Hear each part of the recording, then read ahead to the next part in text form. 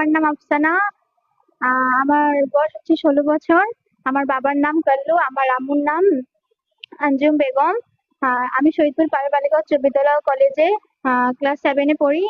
আমার হচ্ছে 3 বছর ধরে একটা ছেলের সাথে আমার সম্পর্ক ছিল। সে ছেলেটা 1 বছর ধরে আমি ওর সাথে কোনো যোগাযোগ রাখি নাই।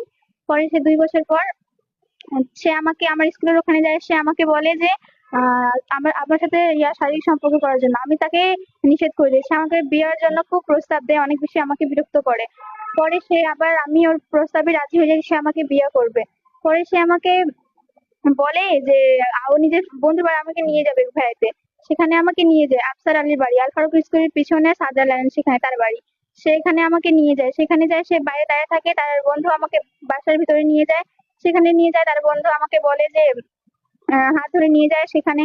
তার বন্ধুর বাড়িতে কেউ থাকে না, লোকজন। সে তার নিজের রুমে নিয়ে যায়, আমাকে বসায় রাখে। সেখান থেকে সে বের হয়ে যায়। সেখানে স্বামী ঢুকে, সেখানে ঢুকে সে আমাকে বলে শারীরিক সম্পর্ক করার জন্য জোর করে।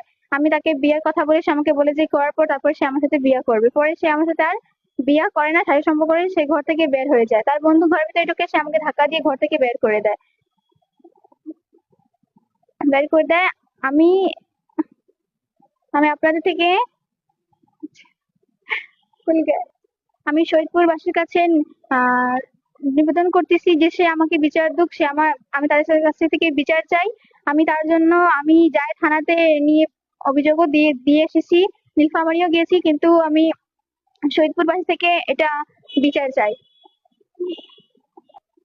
আমি শহীদপুর আহ ক্রাইম তালাশ ক্রাইম তালাশ ক্রাইম তালাশ মুখ্য উচ্চারণ দৈনিক ক্রাইম তালাশ অফিসে এসে এখানে আমি অভিযোগ করলাম।